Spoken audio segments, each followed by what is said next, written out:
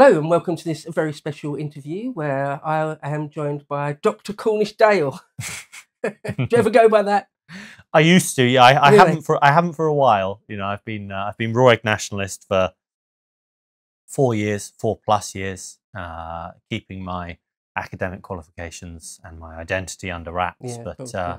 But now it's out there, and so yeah, you can call me anything. But yeah, Dr Cornish-Dale, Dr Cornish-Dale's fine. Charlie's fine. I say of your friends and course. family call you Charlie, I imagine. They do, So, yeah. okay, yeah. You got. You know, you talked about it last time with Cole, but Mr. Nick Lowell's outed you. Yeah, I've had a piece done on me. Really? It's a rite of passage almost. Mm. But one thing before we actually just talk about Mm. your work and history and all sorts of things, I did notice when you talked to Cole, you said it felt actually like a bit of a load off. Actually. Yeah, really did. That was one of the things when I first sort of put my real face out there and used my real name, started using my real name on Twitter and everything. I felt, it felt liberating. Yeah. If anything. Yeah, it really did. I mean, so as I told Carl, I was expecting to be doxxed. I mean, I knew that I was on Hope Not Hate's radar. I was in the State of Hate Report 2023. But, and they said, expect Raw Egg Nationalist, to lose his anonymity sometime soon. So I was like, okay, they're really gunning for me. But when it came, I didn't know that it was going to come on the particular Friday when it happened. And somebody just said to me in the group chat, "Oh, sorry about the docs." Really? Okay. But actually, I didn't feel worried. I didn't feel scared. I didn't feel anything other than I actually just laughed. I just started laughing, and then it was fine, and it felt good. And I did realise that I had been carrying a mental burden probably for the last 4 years, really, that I didn't really understand or feel that I was carrying. But then in that moment, once I'd shed it, I could really feel that actually it was a liberating moment, and ever since it's been fine. I haven't had any adverse effects, really. Brilliant. I've had that. I've worked some really quite stressful jobs before, and when I leave or get made redundant or whatever, I suddenly realise, oh, there was a massive weight on my shoulders I didn't even realise, and now I feel 2 stone lighter, sort of thing. Oh, well, so that's good, yeah. Because the people at Hope Not Hate, they want you to be scared or that you're worried an Antifa mob will turn up to your house. It's not scary. Yeah, no, it's not going to happen. Even if it did, it's not scary. No, right? No, exactly. I mean, these people are, yes, they want you to be scared. They want you to deactivate your Twitter account straight away. They want you to panic. They want you to, to try and hide the fact that you've been doxxed, not to acknowledge it. But I accepted it in my own time because I wanted to. I mean, they published as embarrassing a picture as they could find, which is a picture of me 15 years ago holding my undergraduate dissertation when I won a National History Prize. Looking a bit scholarly and not like a right-wing bodybuilder or whatever. But yeah, it was in my own time. I thought, okay, I'll put a newer picture of myself out and I'll totally own it, and I did. But yes, they want you to be afraid. They want you to think that Antifa are going to turn up at your house and firebomb it or whatever. It's probably not going to happen. But also, if these people do turn up, like you say, they're pathetic characters. Yeah. I mean, they're not worth being afraid of at all. Yeah, I'll just steam into them, bring it on. Yeah. So you mentioned there your undergrad days. So before we get stuck in, I'd like to ask you, what did you do at undergrad and where? So I was at Exeter in the southwest. I did history. Just straight up, what, like modern history? Just straight up history. So I did quite a variety of subjects actually. I did American history, modern American history, the Gilded Age, so from sort of the end of the Civil War to the early 20th century to sort of dawn of progressivism, Teddy Roosevelt, all that kind of stuff. Nice. I did medieval history. So I started doing medieval history in my first year as an undergrad. And then English medieval history? English and European. Okay. So I looked at the Carolingians, the Ottonians, but also the Anglo-Saxons, fall of the Roman Empire, that kind of stuff.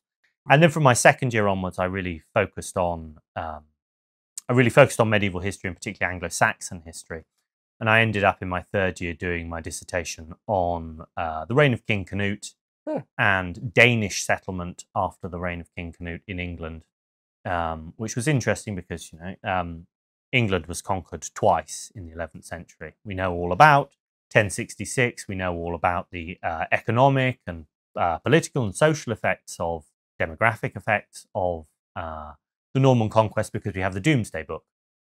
But for 1016, when Canute conquered England, we don't have any sort of master document like the Domesday Book to tell us really anything about, in a direct way, about the kind of social and political and demographic changes that took place. But there is a certain amount of evidence that suggests that actually there was quite a thoroughgoing change in England after after Canut's conquest.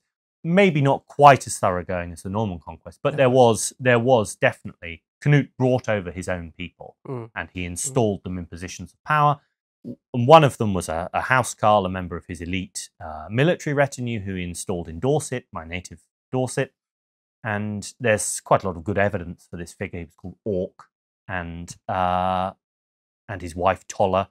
And so I wrote about them, and I wrote about them as a kind of case study of the way that Canute extended his power in the localities through settling his Danish followers after the conquest. So that was my undergraduate dissertation. That did very well. Very interesting. Just on that, I've done more than one bit of content about Emma of Normandy. I'm fascinated by the character of Emma of Normandy. Yes, as like the central figure that binds together a good couple of generations there. And there's the encomium, isn't there? Her encomium. Yes. Yeah, which is a fascinating document. Well, there is a Norman connection actually with this chap Orc and Tolla, and I think actually his wife, possibly Tolla, was Norman. Because when they moved to this area in Dorset, the area around Abbotsbury in West Dorset, then there's an association with the cult of St. Catherine, and St. Catherine I think there's a particular centre for the cult of St. Catherine in Rouen as well in Normandy. So there's a suggestion that there's a kind of Norman connection there. But yes, it's a very, very interesting period. I found it really fascinating. And after I was an undergrad, I actually went straight to Cambridge to Anglo-Saxon, Norse and Celtic, and I left very quickly because I found it so bizarre. It was a strange department, and I had What college was it, out of interest? I always ask Oxbridge people what college. I was at Darwin College, which was a graduate college. That was another problem. I didn't like that very much. That was kind of weird Eurotrash types.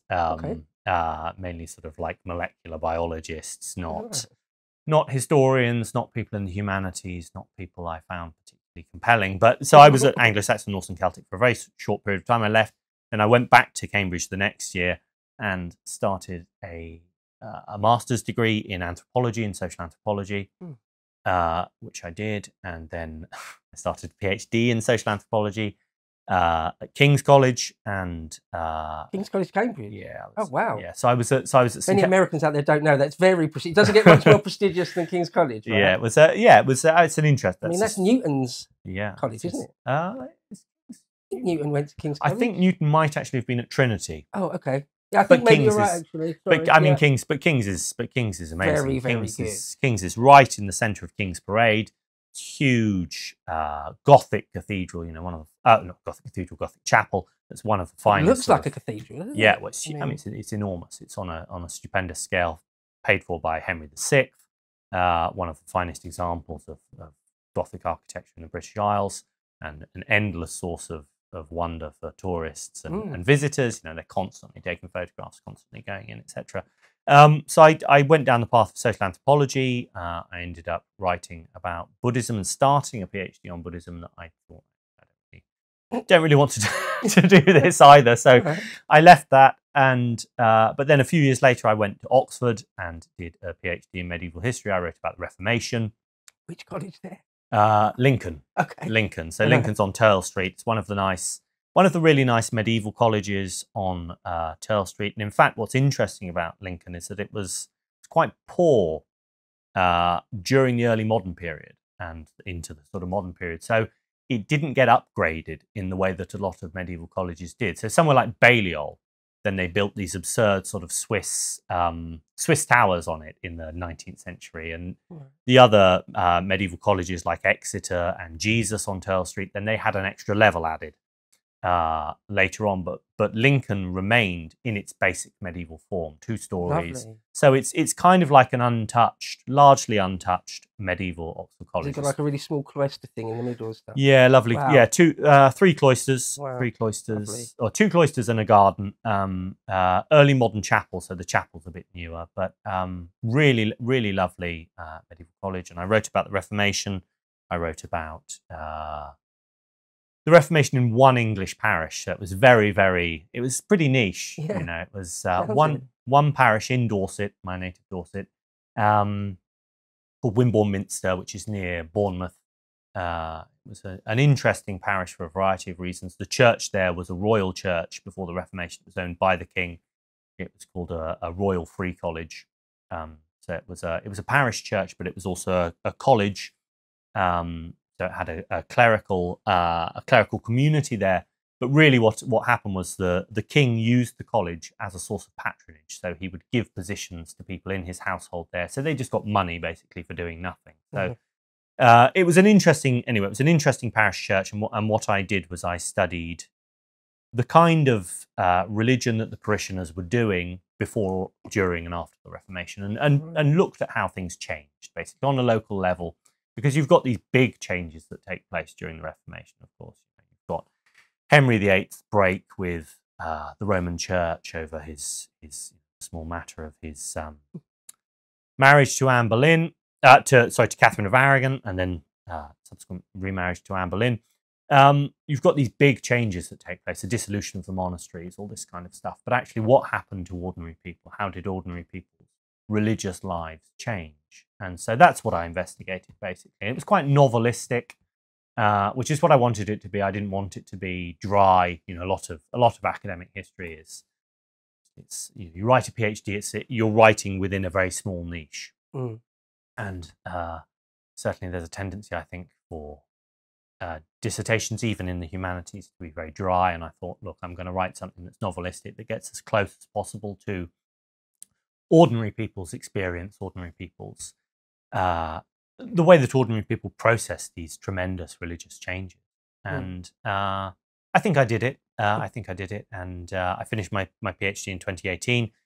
Didn't want to be an academic, and had to kind of ended up eventually landing on my feet and doing what I'm doing now, being the Raw Egg Nationalist.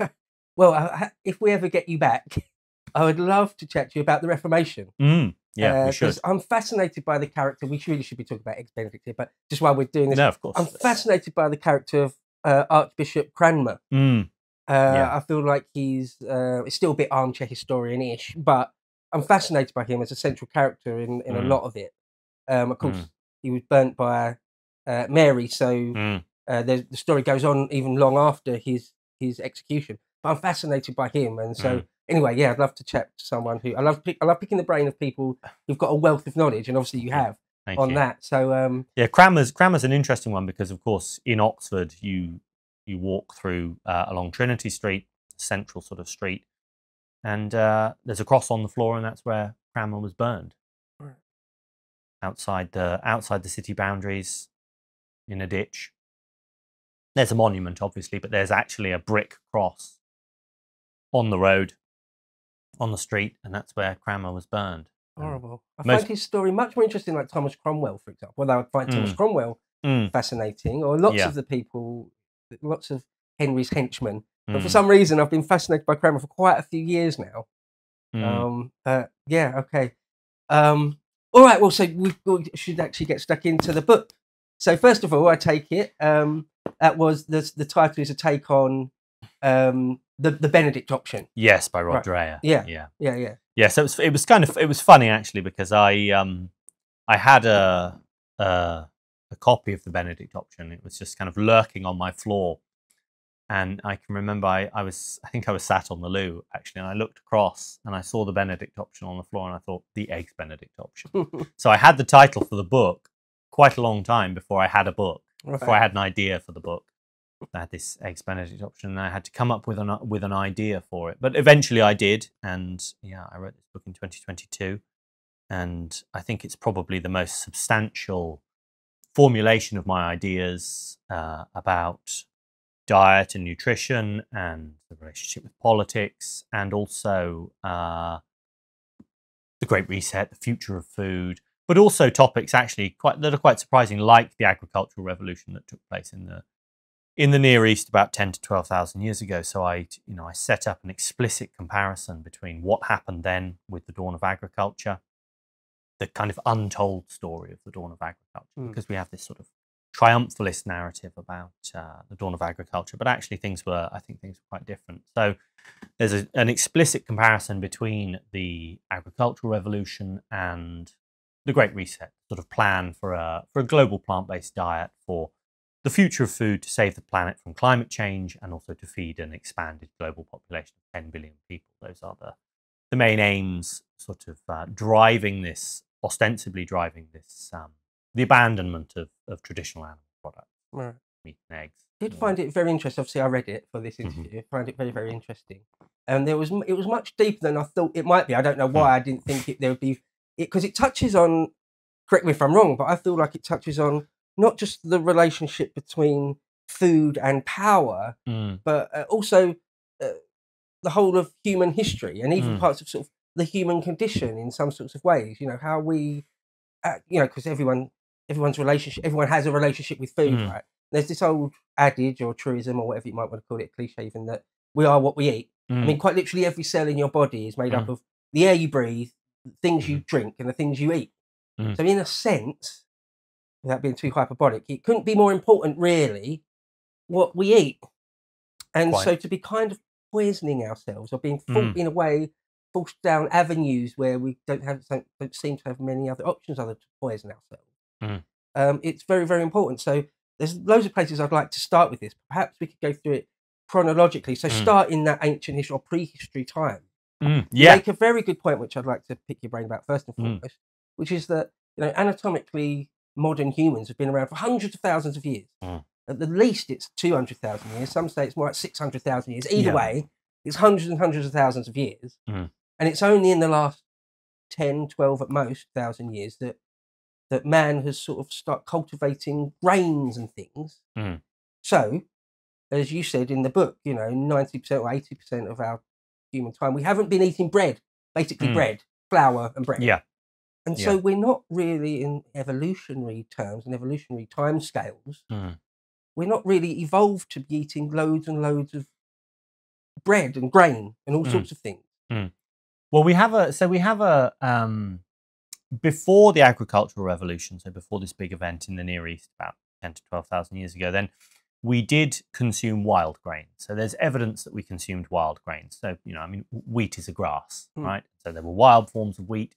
And there's evidence from places like South Africa, from limestone caves, they've found evidence of dehulling and preparation of grains dating back tens of thousands of years. Would it be bread, though? Would they be making flour to make bread? Quite possibly, yeah. Okay. But I mean very primitive forms of bread, like flatbreads, where you just, whether or not they were fermenting the bread. Would they have had yeast in? Well, wild yeast. So I mean that's how you would make like an artisan sourdough today. You create a sourdough starter by mixing flour and water and just exposing it to wild yeast that's floating around in the air. Right. But so there's a possibility that they were making bread as we might sort of recognise it, or simple things like flatbreads. But there was a season for it, as there is a season for all things. All foods. And so it's quite clear that our ancestors before the agricultural revolution weren't consuming grains as a staple. They weren't having bread every day. The vast majority of the evidence suggests that actually our ancestors were consuming prodigious amounts of animal products. And so if you go back even further than modern humans, there was a study published by some Israeli scientists that showed that our slightly more distant ancestors, for a period of about 2 million years, ate almost nothing but meat. So they were hyper carnivores, I think is the term that they used. And that's the reason why we are as we are. That's why we've evolved. That's why we're not like chimpanzees and other apes. The consumption of massive quantities of animal protein and fats and the superior nutrition provided by animal products is an essential part of our evolution. Just on that point, before we go on, would you describe humans, anatomically modern humans, as omnivorous, though? Oh, yeah, sure. Yeah. I would be the first person to say, yes, we are omnivorous. And if you look at... so there's a big thing about Paleolithic diets, right? The paleo diet, where people talk about, I'm going to consume a paleo diet that's in line with what my ancestors used to eat. But then the question is, actually, which ancestors, because Right. humans. There was no one paleo diet. Let's say that. So humans in different areas ate different things. So there's evidence, for instance, that Neanderthals would dive for clams and scallops and other shellfish. So they found evidence from caves in Italy on the Ligurian coast, I think, shows that Neanderthals were regularly diving to some depths, free diving, to collect shellfish. So, some Paleolithic peoples were consuming shellfish, but in other areas they wouldn't be consuming shellfish. And in other areas they might have had access to nuts. And so they were consuming nuts. And so depending on where you look, you'll find evidence for the consumption of different kinds of food. But broadly speaking, I mean, yes, our ancestors consumed animal products, but they also consumed wild grains. They also consumed fruits and berries. They also consumed nuts. So there's a kind of multitude of things that our ancestors ate. But one of the things they didn't eat, yes, they didn't rely as heavily as we do on carbohydrates, and in particular refined grains. They didn't consume as much sugar as we do. And they also ate seasonally. That's something that's important as well. That's something that you have to understand about the way that our ancestors used to eat, is that fruits were only available at a certain period of the year. And so, yes, they might have consumed large quantities of fruits when they were in season, but then there would actually probably have been a long period of time where they didn't eat fruits. They might have eaten tubers, maybe, from the ground, wild potatoes, things like that, wild parsnips, wild carrots, all that kind of stuff. But actually, they were eating seasonally, and we don't eat seasonally today. So that's one significant difference. We also eat far more carbohydrates, and especially grains. In general, right? Well, I mean, I think, there's a question about the quantities of food that our ancestors ate, and whether we eat more than them, or whether our problems with health today are as a result of eating the wrong things. And I think I think that we probably do. The average fat person obviously does consume significantly in excess of what a normal person would have consumed 500 years ago or 1,000 years ago. I think there would be many, if any. I always think there wouldn't be, but maybe there would have been any obese or morbidly obese hunter-gatherers 100,000 years ago. Would there have been one? Would that have been possible? I don't. I mean, the general evidence suggests that hunter-gatherers were much more robust than we were, bigger than us. So you look at the skeletal record, and it's absolutely it's clear as day. I mean, if you look at a hunter-gatherer's skull, it's huge by comparison. A human one, not a Neanderthal. Human. So a human hunter-gatherer. So there's evidence that actually we've been getting smaller for a long time, and becoming less robust, less sexually dimorphic. So there's less difference between the two sexes. I mean, there was a period where modern humans existed alongside megafauna, creatures like woolly mammoth, woolly rhinoceroses. I mean, the amount of, I think somebody did a calculation actually of the number of calories in a woolly mammoth, and it's millions and millions of calories. It's enough to eat for a long time, and it's quite probable actually that our ancestors were consuming massive quantities of food when they downed things like megafauna. But I mean, they were consuming the right foods. They were active. They weren't subject to the kind of maladaptive influences that we're subject to as well, like chronic stress, for example. We're surrounded by white light. We don't sleep properly. We're exposed to environmental toxins in a way that our ancestors simply weren't, because we're talking about industrial chemicals. We're talking about chemicals that have only been synthesized in the last century or so. We are unique in our exposure. Modern humans today are unique in our exposure to chemicals like PFAS, per and polyfluoroalkyl substances, phthalates, and all these chemicals. Cesium from nuclear tests and things. Yeah, quite. And the one thing I wanted to ask you about, do you think this would play into it? I always think it does, but maybe correct me if I'm wrong. The idea that infant mortality would have been absolutely through the roof. And therefore, if you made it to adulthood and the archaeologists find an adult skull, well, it's already pre-selected for an extremely strong individual anyway, because they just would not have made it to adulthood otherwise.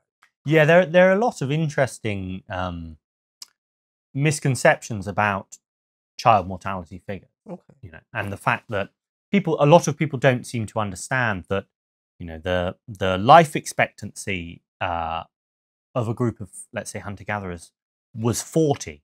Let's say it was 40.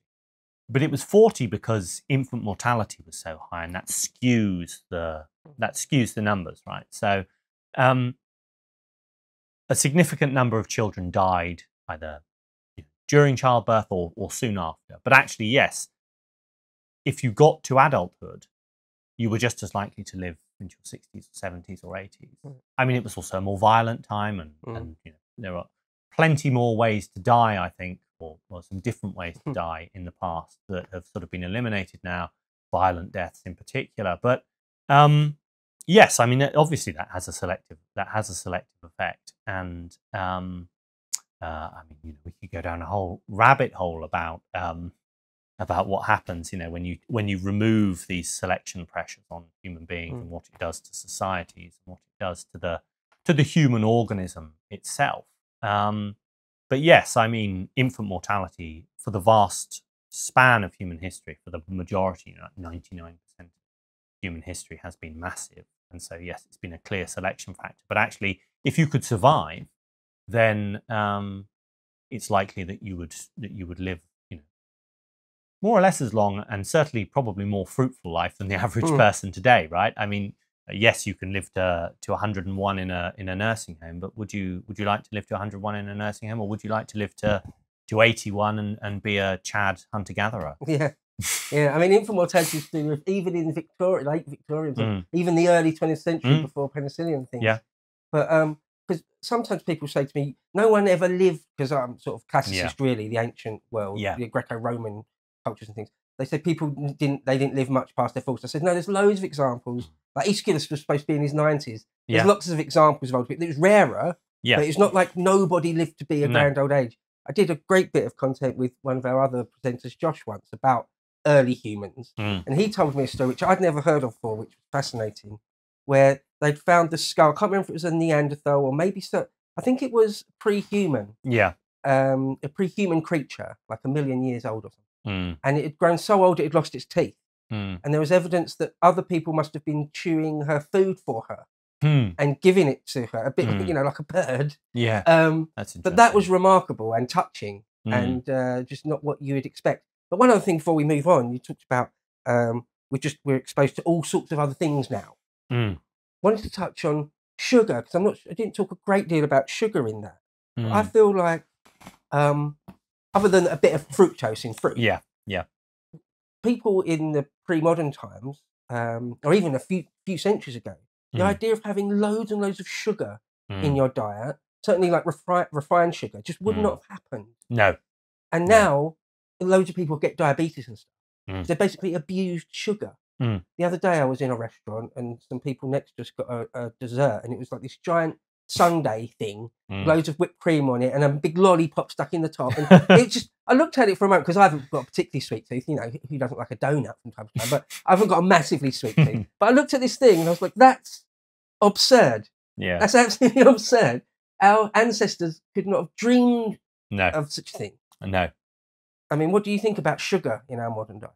Well, you're right that our ancestors couldn't have even have begun to conceive of the levels of sweetness that we are subject to. And you know, sweetness is a very, very powerful cue to the nutritional content of something, and in particular to the fact that it contains fast energy, basically. You know, but our ancestors, I mean, yes, our ancestors would have had access to things like honey, for example, at a cost, because you know, you harvest a wild beehive, and that's a risk. You have to climb up up the side of a cliff to get it, and when you're up there are bees stinging you. So you don't get it all that often generally, but you do get sweet things. You get honey, you get berries and fruits, but you have to remember there that you know, our modern varieties of fruit have been selectively bred for extreme sweetness. So I mean, a wild berry is not the same. A genuine wild berry of 10,000 years ago is not the same as a selectively bred Loganberry that you buy at the supermarket or at a farm shop or grow yourself. But yes, I mean, fundamentally, it's like with the grains. I mean, we don't have a history of consuming sugar in such quantities. And I mean, my broad approach to nutrition and the history of nutrition is that we need to pay attention to how our ancestors ate. Because how our ancestors ate back 200,000 years and then even further shaped who and what we are. We evolved under those conditions. We adapted to those conditions. Our bodies are suited to those conditions. Agriculture is a blip. And certainly the consumption of massive quantities of sugar, hundreds of kilos, 100 kilos of sugar a year.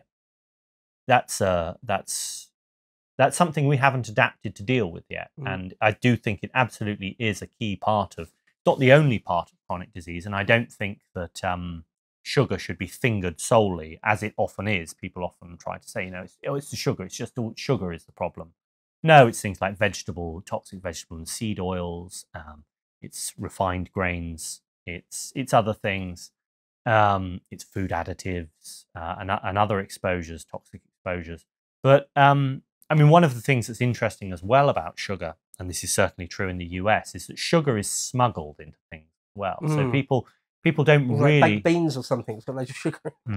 Sorry, go on. People don't understand that they look at a product and they don't understand just how much sugar it contains. So in the US, what gets smuggled, especially into processed food, is high fructose corn syrup. So there's a fantastic book called The Omnivore's Dilemma by Michael Pollan. It was published about 20 years ago. It's one of the most quietly radical books about nutrition, actually, I think you could read. Really worth reading. But it's about why Americans eat so much corn, basically. Because they do. They eat huge quantities of corn. And it's about the subsidy system that's in place that subsidizes the overproduction of corn, that's a relic of the First World War and an outgrowth of economic policies from the First World War. And so there's this mountain of corn, and corn is being overproduced, and it's being overproduced because of subsidies, and the corn has to go somewhere. So it goes into food. Manufacturers, producers of corn are constantly finding new places to put corn. And what they did in the 1970s was they created what was supposed to be a sugar substitute, high fructose corn syrup, right? So you use an enzyme and you turn corn into a sugar syrup. And it was marketed as a substitute. They were going to replace table sugar in products, right? Well, actually, what they did instead was they just added it to products in addition to the sugar that was already in there. So instead of Americans replacing their table sugar consumption with high fructose corn syrup, they just added high fructose corn syrup to their diet. So they got like a double dose of sugar. So you go into an American supermarket and you pick some food off the shelf at random, it will have high fructose corn syrup in it. A hot dog will have high fructose corn syrup in it. Condiments will be stuffed with it. It's everywhere. So you talk about that in the book. I do, because it's a good example of the really insane priorities of the modern food system, especially in the US. I mean, it's most insane in the US because you have, among other things, like I say, like Michael Pollan says, you have this system that incentivizes the overproduction of commodities, especially corn, that people don't actually want or need. Right. People don't need all that corn. But the food system is organized in such a way that actually it's not about suppliers, manufacturers giving people what they need. It's about ordinary people. Yeah, it's about the money, and it's about actually ordinary people giving money to corporations because they've got so much of this product that they want to sell. The priorities are basically arse back. So. But yes, I mean, to go back to the main point, sugar. Yes, sugar is we are consuming sugar in quantities we've never consumed it before. I mean, most people didn't have access to sugar until a few hundred years ago. Until certainly European people, certainly until the creation of the Atlantic slave trade and the plantations in the West Indies and in the Americas. So ordinary people didn't even have access to sugar. I mean, there were things that they could use to sweeten foods, but I mean, nobody was putting sugar in their drinks or making foods with sugar in them. I mean, sugarcane doesn't grow in Northern Europe, does it? So no. a couple of things, you said loads of things there I could bounce off and ask you more about, but one thing you mentioned that, like berries, for example. I once saw a program a few years ago, and it was all about Tudor food. Yeah. And they showed you what strawberries were like in the Tudor era, and they're like tight, they're like that big. Yeah. They look like a raspberry. Yeah. Or perhaps even smaller. And now we've got massive fat.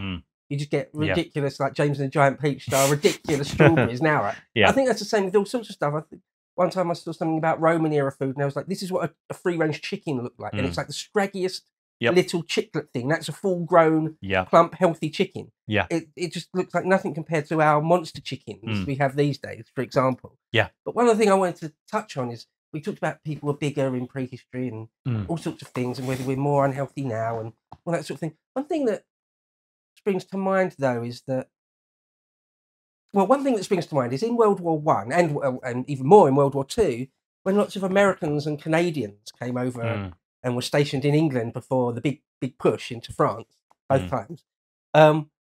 British people were surprised by how massive Americans and particularly even Canadians were. That they're just much bigger and stronger and healthier than we are. Yes.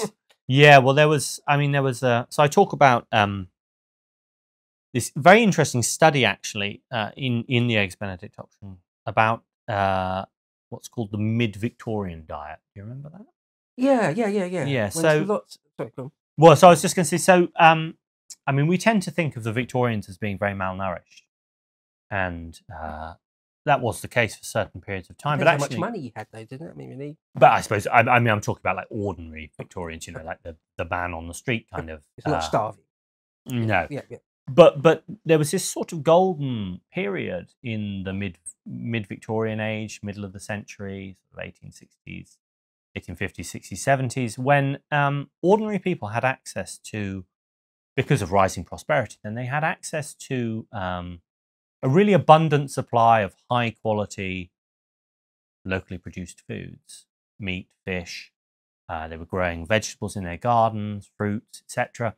And it actually looks, so there's this study that was done on the mid-Victorian diet and the mid-Victorians themselves, and it suggests that actually that was probably the period of greatest public health in this country, was actually the mid-Victorian period, because people were eating high quality, certainly in the modern era, high quality, locally produced whole foods. And so, you know, they were healthy. They were eating basically like an ancestral style diet. Right. And that all changed, though, with the development or with the introduction of industrially produced foodstuffs. And tinning and things. Tinning, canning, the processing of wheat, so refined wheat goods, sugar syrups, sugar more broadly, that kind of stuff. And what you actually saw in a very short period of time was the rapid spread of malnourishment, and suddenly people were shrinking. I mean, quite literally shrinking. The British Army had to introduce new height requirements. It had to lower its height requirements by, I think, 3 or 4 inches, because people had shrunk within a generation because they changed their diets to these new industrial foodstuffs, to canned goods, refined wheat goods, etc. And it had this dreadful effect. And I mean, yes, I think, during World War II, then it was widely remarked upon how strapping the American and Canadian soldiers were. And in part, I think that was because so many of them were sort of like meat and potatoes types from the Midwest, farmers' sons, they were still eating locally produced whole foods rather than an industrial diet. And of course, Britain was suffering at that time from the effects of the war, the effects of shortages and rationing, etc. But yes, I mean, there very definitely was a period, I think, where Britons were very healthy in the mid-Victorian period, and then in a way that they hadn't been perhaps at the beginning of the Industrial Revolution, because you had lots of people moving to the cities, and there was almost starvation conditions, it was extreme poverty. But then there's rising prosperity, people have access to high quality, locally produced food, and then you have the introduction of industrial foodstuffs. And in many respects, that's the beginning of the process of nutritional decline that we're currently experiencing now. It was the beginning of corporate control of the food supply, and that's one of the most important factors, I think, actually in our current state, of ill health, is the fact that so much of the food supply now is in corporate hands.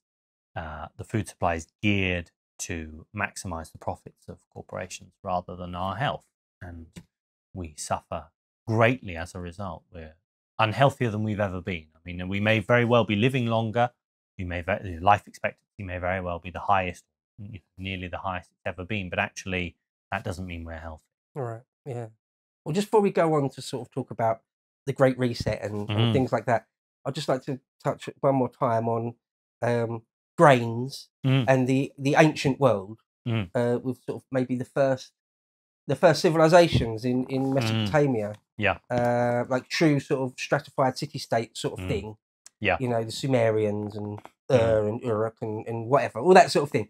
Or Jericho or something, when we first, the archaeology seems to show, we first sort of started, with domesticated grains, sort of, I think, a fairly long time before that, but not on any sort of scale. Not where whole cities or whole towns would be eating bread a lot. I mean, I grew up, I'm sure you did, or most of us did, with the idea that you just eat bread every single day, maybe multiple times every single day. You have toast for breakfast, you have sandwiches at lunchtime, you have some bread or bread type product in the evening. Just bread. And I mean, I think you've said, haven't you? You just don't eat any grains anymore. Anything? Nothing. No, not really. No, I mean, I went through a short period recently of making sourdough rye bread. Okay. But I do find that grains just don't agree with me. They don't, even when they're homemade, even when it's organic. I just don't like the way I feel after I eat them. However much I love rye bread, like homemade pumpernickel bread or something like that with some, like apricot jam on it, butter. I mean, delicious. I could eat it all day, but it doesn't make me feel good an hour afterwards. So I've given up grains. So what I wanted to ask you really is, what do you think about? What are your thoughts and feelings on those sort of early human settlements and things? Why do you think it was then that they decided to start making flour and therefore bread on this sort of, well, pre-industrial, but on an industrial scale, and then we stuck with that forevermore? Why? What explains that? It's a very interesting question, why the agricultural revolution happened. And I mean, we have this, I think I mentioned this a little bit earlier, we have this triumphalist narrative about the agricultural revolution because it very obviously did create civilization as we know it. There weren't urban settlements before the agricultural revolution. So everything that's followed from the creation of urban settlements, commerce, large-scale settlements, commerce, militaries, expansion, literacy, all this kind of stuff, civilization as we know it. That's all as a result of the agricultural revolution. So often when we look back at it, I think we like to say to ourselves, well, it's obviously been a good thing. So that's why our ancestors chose to do it, right? Because it was obviously a good thing, And there are certain obvious elements of the agricultural revolution that do look like they would be attractive, like, for instance, the ability to produce a predictable food supply. And a surplus of it. And a surplus, exactly, yes. But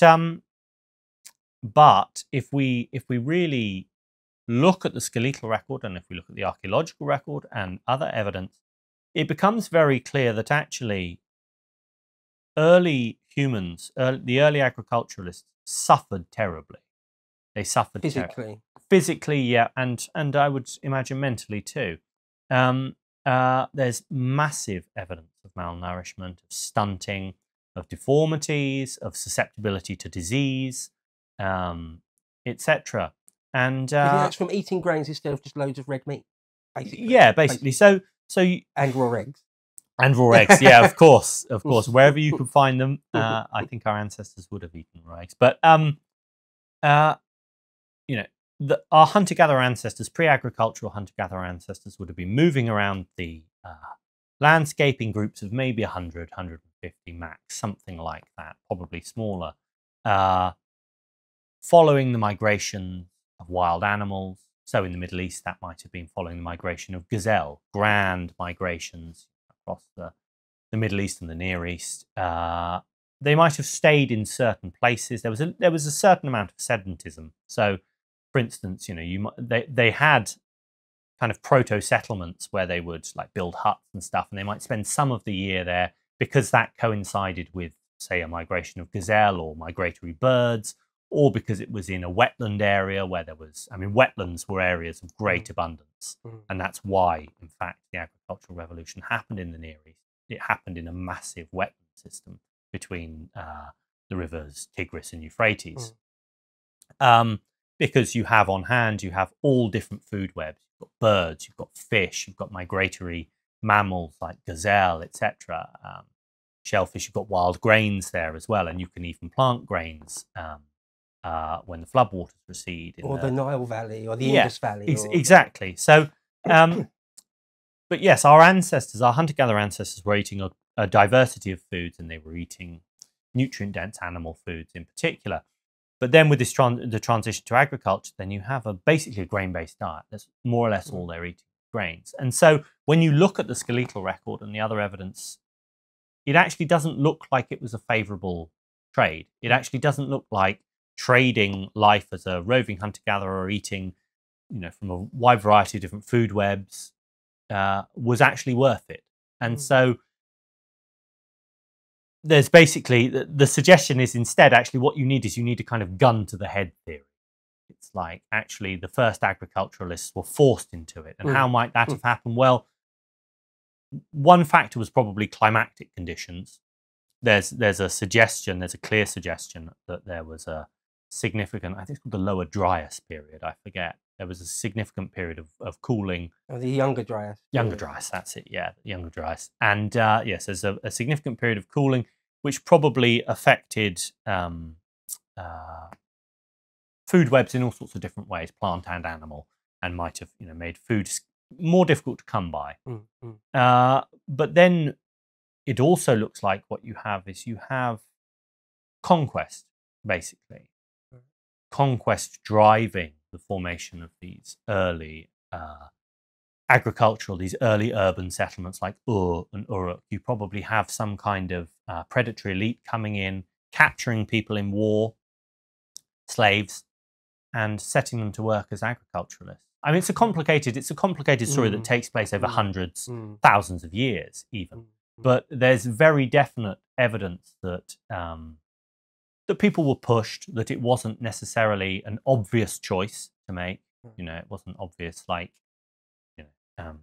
giving up having nothing to eat for having something to eat. It wasn't that. And then there's a lot of evidence for the use of unfree labour, slaves, that slaving was the principal focus, actually, of warfare in that period. They were slave raids more than anything else. It wasn't about killing everyone. It was about capturing as many people as you could and putting them to work. So, I draw very heavily on the work of an anthropologist called James C. Scott. And he wrote this fantastic book. He died recently. He wrote this fantastic book in, I think it was 2017, called Against the Grain.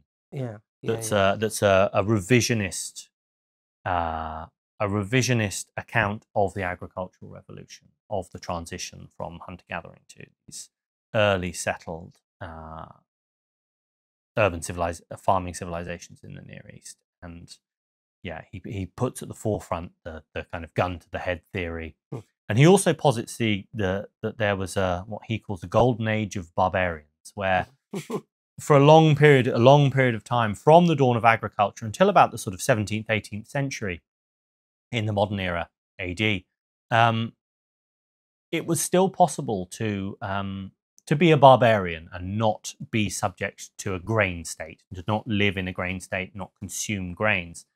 So, if you didn't like being an agriculturalist, if you didn't like farming, you could run away and you could live a different kind of life. And he talks about the fact that actually a lot of these early settlements in the Middle East and the Near East, appear to have collapsed, and they probably collapsed in part because people left, ran away.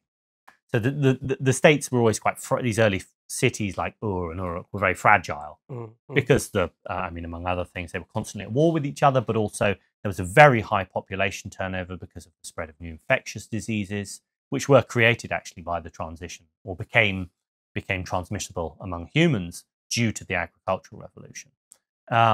So these states were fragile and conditions were awful, and people wanted to leave, and they could go back to living a hunter-gatherer existence if they could get away. And so Scott basically says, actually for a long period of time, there was this other place of freedom that you could go to, So if you were a Chinese peasant, you could run away to the steppe.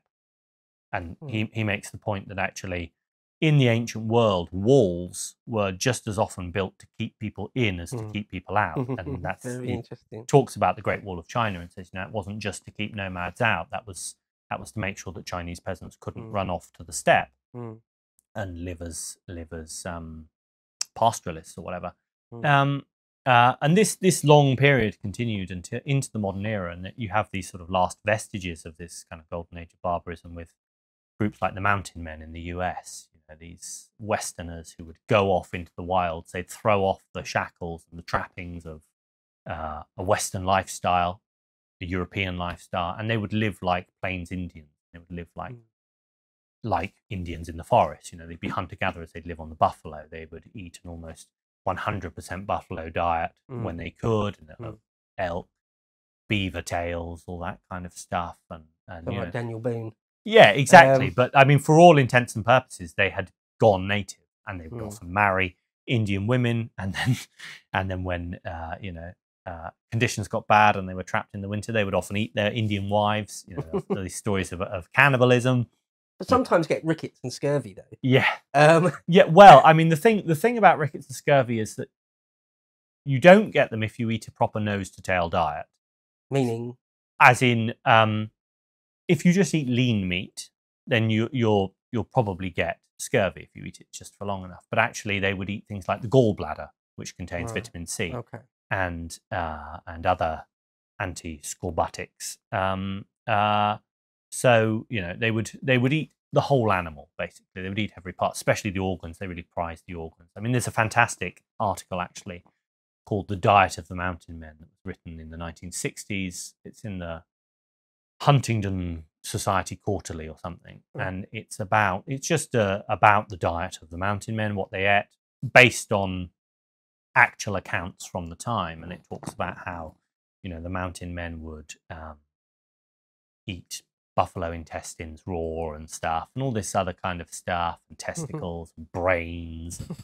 But if you just eat the flesh of hares and rabbits, yes, you will get deficiencies if you simply did that. Yes, well, there's a specific condition that you get actually. It's got a specific name if you just eat rabbit meat, because rabbit meat is so lean. And you just get, I can't remember what it's called. It's a wasting disease. It's very nasty actually. But it has happened. I think there've been sort of big outbreaks of it in situations where people have been shipwrecked. Things.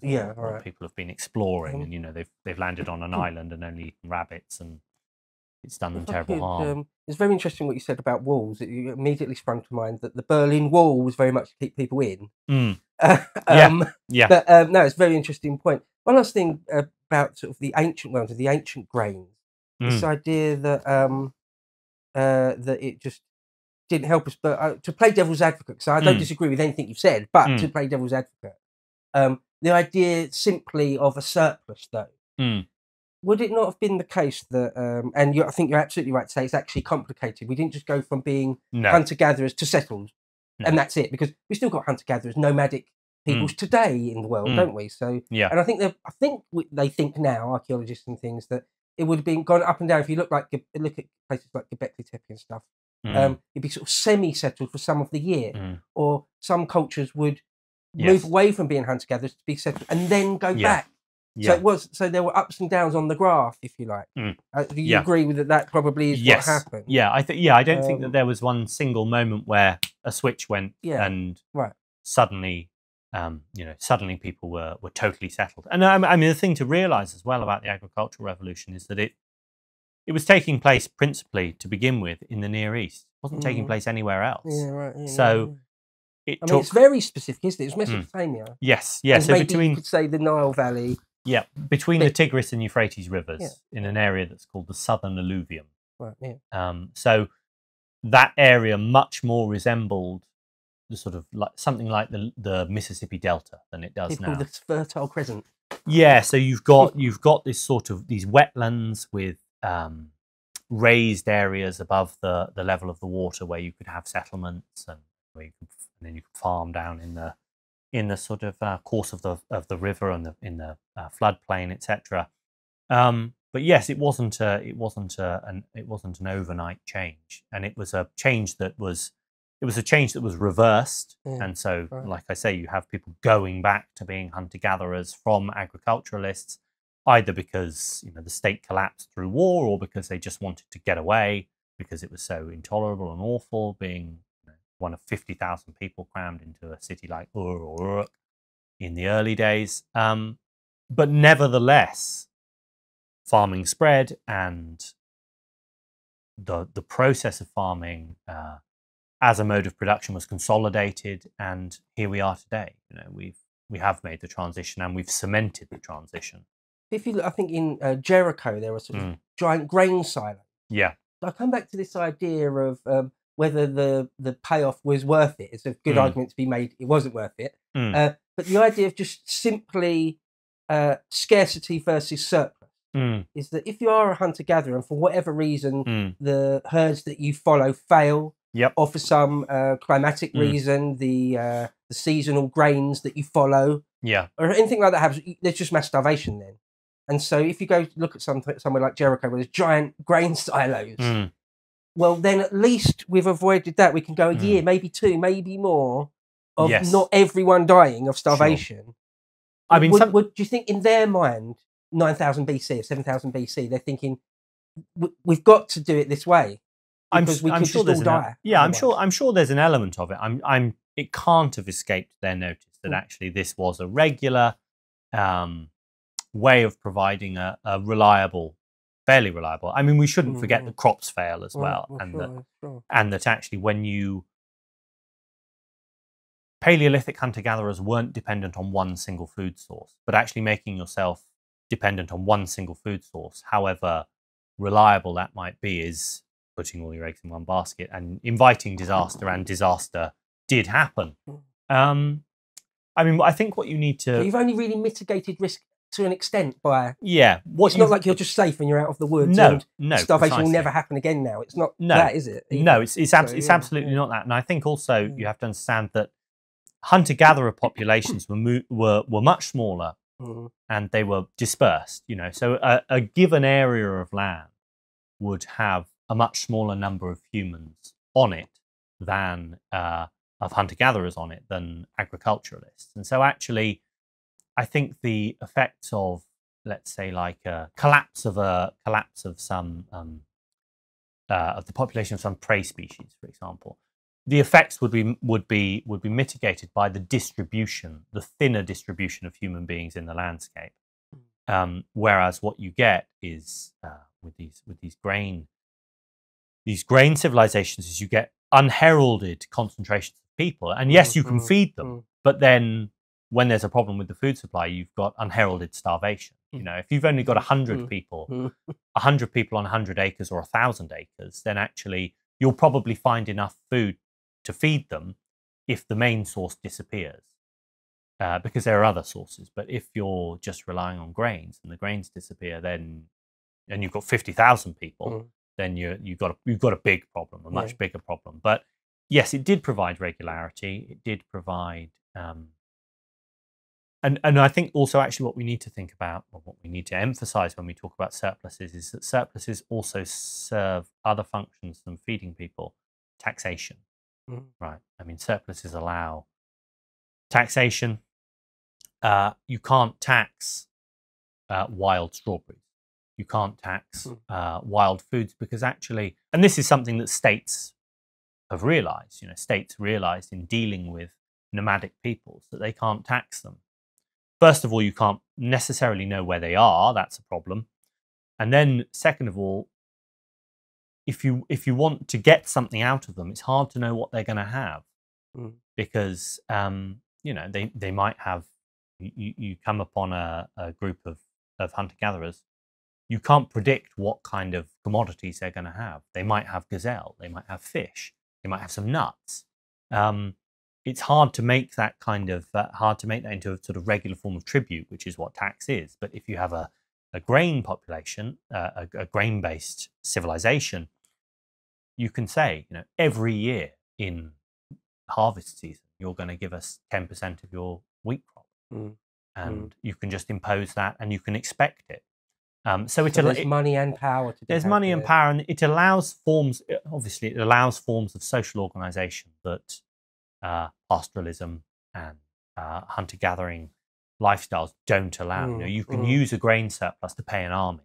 You can use a grain surplus to pay a bureaucracy. You can use a grain surplus to sustain an elite that's separate from the including a clerical elite that's separate from, or just an intellectual elite. Exactly, all sorts of culture can flourish. So it allows greater differentiation, and I suppose that probably wouldn't have escaped their notice either. That you know, you can fuel a much more powerful. You can fuel a state. Basically, is what you can do. You can actually have a state. I don't know if you've ever seen. There's some old set of documentaries from the 70s called "The Ascent of Man." I've heard of it, but I've not. There's one bit in that where he follows, just for the camera, it's following around some nomads in, I think, Central Asia, maybe Siberia way. Yeah. And he was saying that these people, they cannot form any sort of real culture in amongst their group. 4 generations, they haven't had a single poet, for example, because their life is so relentlessly difficult and dull, and all that sort of thing. So, well, anyway, I was only playing devil's advocate, because I think you are right that grain diets just are not great. I mean, I guess we'll have to sort of start moving on a bit from that, unfortunately, because there's so many other things I'd like to talk to you about. One thing before we start talking about the modern world and Klaus Schwab and how food chains, food supply can be weaponized and all that sort of thing. I wanted to ask you a question, which, you know, I'm not trying to be fatuous, but the idea that certain processed foods taste lovely, that's an actual problem, where you say to people, you present them with the argument that, you know, whole milk, raw eggs, just red meat, you know, stop eating grain, stop eating seed oils, and they're like personally, I love sort of a double sausage and egg McMuffin. With lashings of ketchup. I know it's terrible for me. I know the sausage meat in that is stupid. Right. And God knows where they get their eggs from, really. And the bun thing it's all horrible, but it tastes lovely. Now, that is, I mean, what do you say when people say stuff like that? And it's not someone they're not morbidly obese. They're not suffering from any, you know, real health problems. And they're like, no, I just love Spam or something. I wouldn't tell. I mean, no, I love ice cream. I mean, okay, I make my ice cream, but I love ice cream. And I certainly have a sweet tooth. I mean, I think it's perfectly possible for people to eat junk and be in pretty good shape, and or even be in great shape. I mean, well, you're young anyway. Yeah, and you see, you know, I mean, what was it? Usain Bolt, when he broke the 100 meters record in 2012 or whatever, he had a meal of chicken nuggets beforehand. I mean, that was it. It's not that some people can eat processed food and it's fine, and the broader problem though is the quantity that we're eating, and the fact that, for instance, so there was a study that was done not that long ago that showed that 2 to 5 year olds in the UK now derive on average 61% of their daily calories from ultra processed foods. So close. It simply can't be good, can it? No, it can't. It can't, and it's why we are so unhealthy, because we are. And the thing about processed foods as well, being so delicious, is that they're engineered to be like that. I mean, these companies that make processed foods, they have food scientists who work to maximize the Moorishness of these products. they call it hyperpalatability. That's the I've not heard technical. Yeah, it's the technical term for what they're trying to do. They They're maximize. bloody good at it sometimes, aren't they? What they pay them millions of dollars, and they pay them a lot of money. And what hyperpalatability is it's a kind of it's like the perfect mix of various different qualities in the food. So the saltiness, the sweetness, the crunch, other aspects of the texture, etc. The mouthfeel, all these kinds of different things. They tweak the knobs until they get a product that is perfect. That you just can't. Cynical, isn't it? It's incredibly cynical. It's incredibly cynical. These products are designed to be eaten to be overeaten, basically. And I mean, there are all sorts of studies that show, for instance, that people eat processed food 30% faster than they eat other foods. You're just scoffing it down. Yeah, you don't really even chew. I mean, you do chew processed foods. I do that. Double sausage egg McMuffin. I inhale it. I can't help it. Yeah, but you think of like a tube of Pringles. You open it, and then you look, and it's gone. I mean, the food literally melts in your. A Pringle melts on your tongue, and you swallow it. You don't chew it. It's not like a piece of steak that you have to chew, and that is how you are supposed to eat. You are supposed to chew your food. I mean, chewing is pre-digestion. Chewing improves nutrient uptake, improves digestibility, and that's how you should eat. Is you should chew. It develops your face. It develops your jaw. It opens your airways, and it also improves digestion, like I say. But these hyperpalatable processed foods, and they are just designed to be swallowed, basically. Have you got any guilty pleasures once in a blue moon other than ice cream? Anything like, do you love a Mars bar or something? I'm pretty disciplined about it. About it, but I do like ice cream. I really like ice cream. I make pistachio ice cream at home, and I remember one of my pistachio ice cream's lovely. Yeah, homemade. I'm sure it's absolutely delicious. Yeah, I remember one of my grandparents once telling me after the war, when they still had rationing into the early 50s, I think. And after the war, it would be some kids had never sort of had a banana before. Yeah. Or chocolate was extremely rare. I like chocolate. I do like chocolate. Get a bit of chocolate, like a segment of share a single bar of Cadbury's between 6 kids or whatever. You get a single square of chocolate. You put it in your mouth, and you'd let it melt entirely away because it was such a luxury. Yeah. And I remember, like, the other day I bought a Mars bar Duo, and I just scoffed it down. I was barely chewing it. But as I was finishing it, that popped into my mind. The idea that one little square of chocolate would be so precious. Yeah. And rare. Yeah. That you would. It's hard to conceive. And now I'm just literally, barely chewing a massive load of Mars bar. What world are we living in? Yeah. Sometimes it does flash across my mind, for sure. And as well. I mean, it's the density of the calories as well. That's another new thing as well. And we could go into this. We don't have to go into this, but our ancestors ate in a specific way. Like you wouldn't get a massive load of carbohydrates with a massive load of fat at the same time, right? Yeah, but that's what you get when you have a Mars bar, right? You're getting huge quantities of sugar and fat together in a package that you just wouldn't find in nature. Yeah. There is something unnatural about this particular food stuff. I mean, I'm not going to mince my words. I do think that it is an unnatural form of nutrition, and that is part of the reason why our bodies respond in the way that they do. Why people are so fat, why people are so unhealthy, why we've got these chronic diseases, inflammatory conditions, diabetes, etc. Is because what we're doing is we're tricking our bodies. We're tricking our bodies in many respects, and we're making them respond in ways that were sensible in evolutionary terms. Like if consuming fructose, I think, so that's the principal sugar in fruit, encourages fat deposition. So fructose is actually processed by the liver. So fructose isn't digested like glucose. So fructose has to go to the liver to be processed, and it seems to encourage fat deposition. Well, that might have been a sensible evolutionary mechanism in the Stone Age, where you find a bush laden with berries, and you just you eat all of the berries in one go. You know, you eat as many berries as you can, and then your body stores that energy as fat because it's useful to have some fat in a situation, you know, in a hunter-gatherer situation, because actually you don't know where food is coming from necessarily, and you might have to rely on stored energy. But pumping food full of fructose now and encouraging fat deposition when it's totally unnecessary is obviously, in evolutionary terms, you know, you're tricking the body through this mechanism. And yes, it's delicious, but it's also destroying people's health. And so I mean, I do think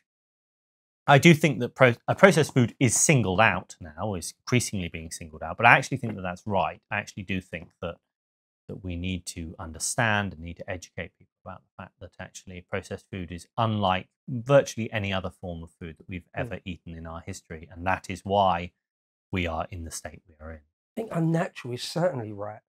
I mean, sometimes I like to think like reasonably healthy, but certainly not. I'm not sort of religious about it. I should be. As I'm getting older, I'm getting more strict with myself. But in the past, quite often, I'll be mid-morning and I feel a tiny bit hungry, just a little bit hungry. Yeah.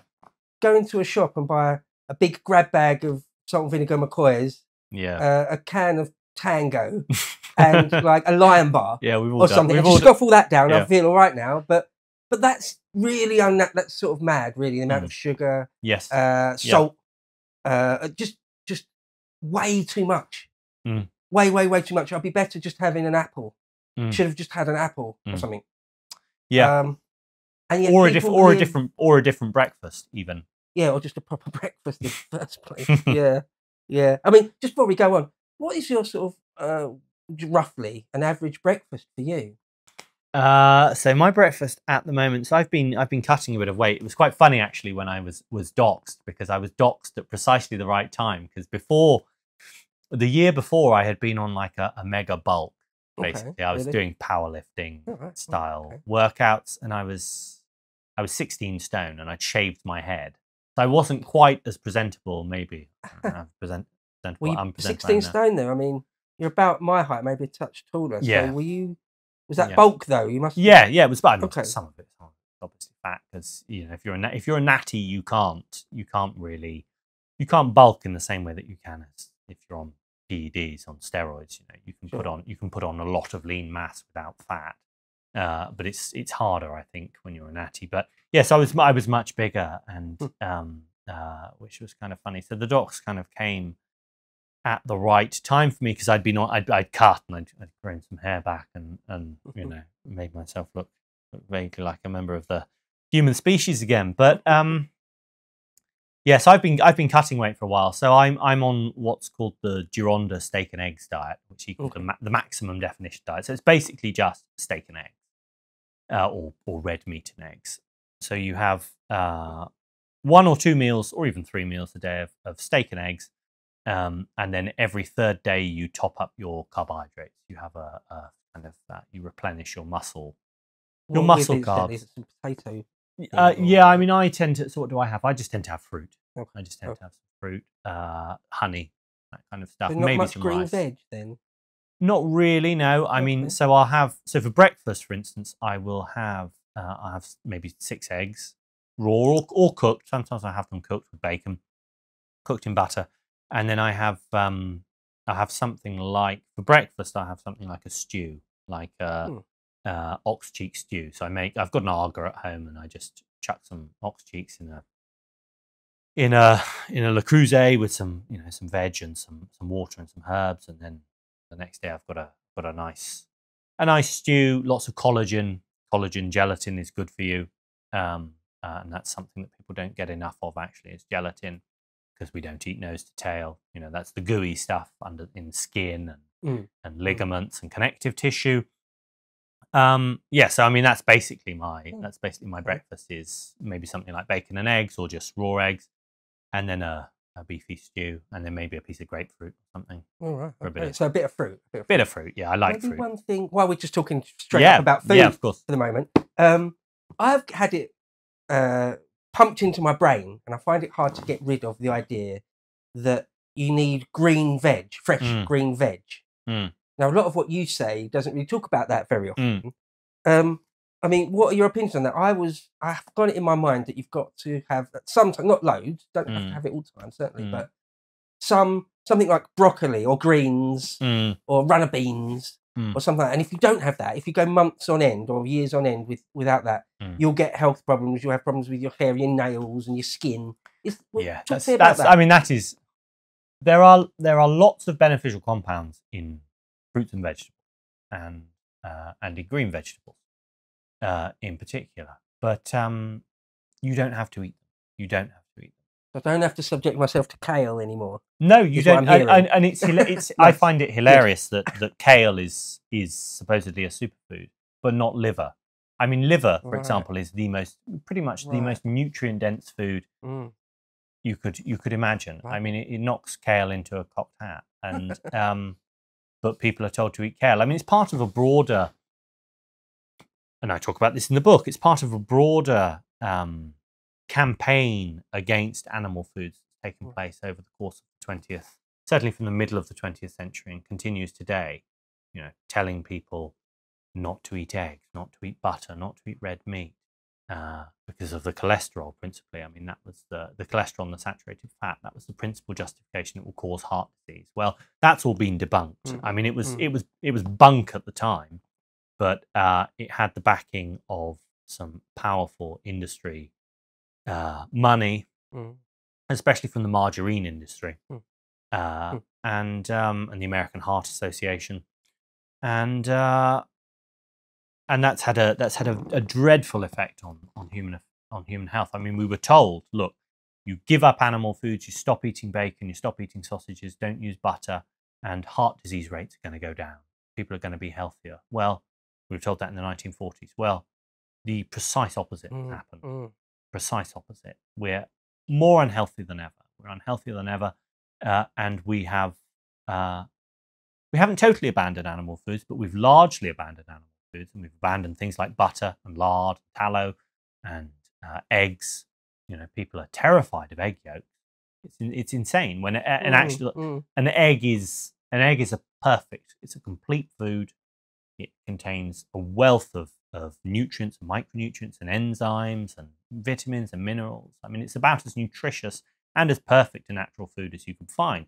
But instead, people are told, look, eat kale, eat spinach, eat mung beans, all that kind of stuff. And actually, it's just wrong. I mean, it is just wrong. I can't really say anything else other than that. It's wrong. I'm not saying you shouldn't eat greens, you shouldn't eat fruits. I mean, there's abundant evidence, like I say, that our Paleolithic ancestors ate in a far wider, from a far wider selection of food webs than we would even possibly today. You know, they ate whatever was on offer, and that included plants of all sorts of different varieties. So humans eat plants, and humans have eaten plants for a very long time.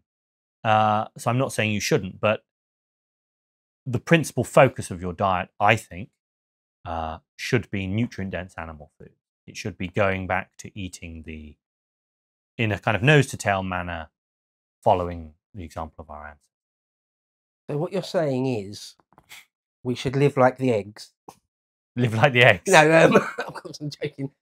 One thing though, I would like you to set you up for. I'm playing devil's advocate here. Yeah. But is the idea you get salmonella from raw eggs? They do say that. Yeah, they do say that. I mean, you're much more likely actually to get salmonella. I went Asian for a moment there. Sorry. You're much more likely to get salmonella from a prepackaged salad. Right. So that's something that you see now. Is you see people getting salmonella from prepackaged salads and vegetables, because in the US, particularly, then you have migrant workers working in the fields in poor conditions. You know, they're worked basically to death, and they go to the loo where they work. They don't wash their hands, and so you get fecal contamination on salad leaves and other plant products. So actually, if you look at the number of cases on a case-by-case basis, then actually you're much more likely to get salmonella from a prepackaged salad. The other thing is, it's about the quality of the eggs. Okay. So I wouldn't recommend eating the cheapest eggs you can buy raw. because they're likely to have been produced in unsanitary conditions. They will have been scrubbed as well. This is the other thing, to get them clean, because they will have been covered in feces, and feathers, and all sorts of other horrible stuff. So they will have been scrubbed. And they come from chickens that themselves have been fed on crap. Themselves are. So the Right. nutrition in general in an egg from a battery hen is less, because you are what you eats, basically. And if chickens don't eat well, then they produce inferior eggs. But these battery eggs have to be cleaned up. They have to be scrubbed within an inch of their lives. And what that does is that destroys, there's a special coating on an egg, there's a special membrane that prevents bad stuff, microbes, from getting inside. And if you scrub an egg, it destroys the membrane, and bacteria can get inside the egg from outside. And so that, I think, is one of the principal causes of people getting salmonella if they consume raw eggs. Right. And in fact, actually, in France, it's illegal to sell eggs that have been scrubbed, clean them, for human consumption. You're not allowed to do that. Okay. That's illegal in France, but it's perfectly legal in the US. It's perfectly legal here, I think, too. So what you want really is you want high quality eggs from high welfare animals, and then you're fine. I mean, I've slonked. That's the technical term. I've slonked raw eggs for 4 years, and I've never had an upset stomach, including quantities up to like 25, 30 a day at some point. Right. So I've never had a bad stomach, and I mean, it doesn't actually have any of the digestive effects you would think. So people often say to me, "Oh, don't you get wind? Isn't it awful smelling and all that kind of stuff?" And that isn't true. It isn't. It doesn't give you digestive issues either. In fact, if anything, I would say it calms your digestion. And there are various beneficial compounds within eggs that aid digestion. I mean, they're wonderful things. Eggs, I would say. Well, one more thing on eggs while we've got the Raw Egg Nationalist here. I haven't been interested in trying to pack on any lean mass for quite a few years, but in my late 20s, early 30s, I did. And I had much bigger shoulders and chests and arms back then, and I would eat. Well, at one point I was trying to see how many eggs I could eat. For example, you know, there's the Cool Hand Luke thing. Yes. Can you eat 50 eggs? And there's people on the internet like would eat 100 eggs. I see a guy at LA Beast once, he ate, I think, 50 eggs and the shells. Yeah, it's ridiculous. Like, people do ridiculous things, right? They do. I think I've had like a dozen egg omelette, a whole bunch. I think I was able to eat sort of 20 odd, maybe not quite 20 odd eggs in one sitting. Have you? You say your tolerance for it? Can you just like drinking 20, 30 eggs or something? I'd say that the most I've ever drunk in one go, I think, was 16. Okay. But yes, I mean, that's one of the things about consuming them raw as well, is that it's actually very, very easy to knock back a lot of eggs. Much easier than it is to eat them cooked. But, you know, 16 raw eggs, you can down 16 raw eggs quickly. Well, 16 hard-boiled eggs. Yeah, that's much more difficult, right? Yeah. Much more difficult. It occupies more space in your stomach. It takes longer. It takes longer for you to eat them. The kind of satiety impulse kicks in much quicker, because you're taking your time. So yes, I mean, that is one of the main reasons to do it raw, is so that you can get a massive infusion of eggs, of cholesterol, of protein, of all the micronutrients and enzymes and all that stuff as well. One last silly thing before we move on to power. Do you think you could drink 50 raw eggs? Not in one gulp, obviously, but in one sitting. Yeah, I think I could. Yeah. Well, there's that video, isn't there? I'm sure have you seen that video? What one? It's the BBC video from the 1970s. It's like an old BBC reel about a man in a pub who drinks raw eggs, and they go to see him, and he drinks 50 raw eggs. I haven't seen that. I'll post it again. I'll post it again on my Twitter. I've posted it a couple of times and said my ancestor, because it's this, you know, this sort of beardy kind of northern chap who's just has a party trick of drinking raw eggs, and they make him drink 50 in one go. It might even have been more than 50 actually, but it might have been. I think it was 60 in 60 seconds. That's quick, isn't it? That's opening your gullet as well, isn't it? It's not just drinking; it's that ability to. Which I can't do. Never been able to do that. But okay, let's talk about power. I think the main thrust of your book Yep. Correct me if I'm wrong. Or the main theme is about the nexus between food, or maybe food supply, and power. Yeah. Social control. Now, the thing that sprung to my mind many times when I was reading it was a few years ago now, or when History Bro was a new channel. I did a massive series on Mao and the Great Leap Forward. Yeah. Which resulted in a mass famine, perhaps the worst famine ever. And what they did is they used food as a weapon. So massive areas of land were collectivized onto giant farms, and you could only eat at the collective kitchen. And if for whatever reason the party took a disliking to you, they didn't think you were doing enough work, or you was actually dissident in any way, you didn't get as much food at the canteen. Yeah. And it's as simple as that. They controlled the food supply in the very, very direct sense of what you got to put in your own mouth. And so the food supply is a weapon. Now, do you think that, we are heading down with the WEF, or not just the WEF, but in all sorts of senses, heading down a road where our food supply is going to be, or is already beginning to be, weaponized? Yeah, I do. I mean, just as a slightly tangential point, I mean, I start the book with an extract from Plato's Republic, where Plato has Socrates tell his companions, Glaucon and Adeimantus, that the ideal harmonious society would be one in which ordinary people are deprived of animal food. It would be a vegetarian society. So for a very long time, social planners, philosophers have understood that food is a weapon of social change. Food is a weapon of social control. And it's quite striking to see that. That's a part, actually, of Plato's Republic that doesn't get much comment, or doesn't get as much comment maybe as it should. But I thought it would be a good way to start the book, just to say, look, I mean, food and social control go together like peas and carrots. This has been understood for a very long time, that if you want to change a society, change the way people behave, change what they do, change their relationship with authority, make sure that they're obedient, change their diet, and maybe give them a vegetarian diet in particular, because a vegetarian diet isn't what we should be eating. Or even the scarcity. I can make you hungry or even starve you. Yes, of course. So now you're going to do what I want. Yeah. Just that, just the simple dynamic of that. But we're moving, I think, towards a much more subtle forms of coercion by control of the food supply. So, I mean, the food supply has been is in the hands of corporations to an extent, to an unprecedented extent, and that's one of the main trends, I think, in food over the last 150 years. It's the consolidation of the food supply in the hands of corporations.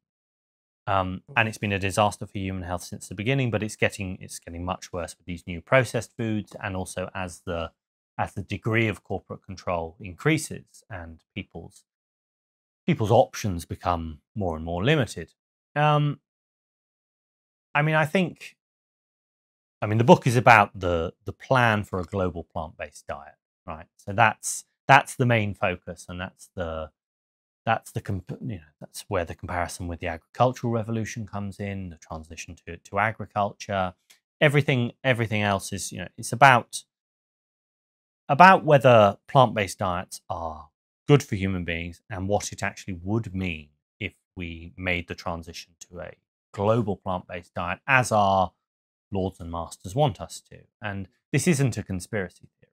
It's not a conspiracy theory that governments, NGOs, the scientific and medical establishment, the media, celebrities and influencers are all pushing plant-based diets. And you have much more elaborated sort of visions of the future of plant-based diet, like the planetary health diet, for example, which I discuss in the book, which is this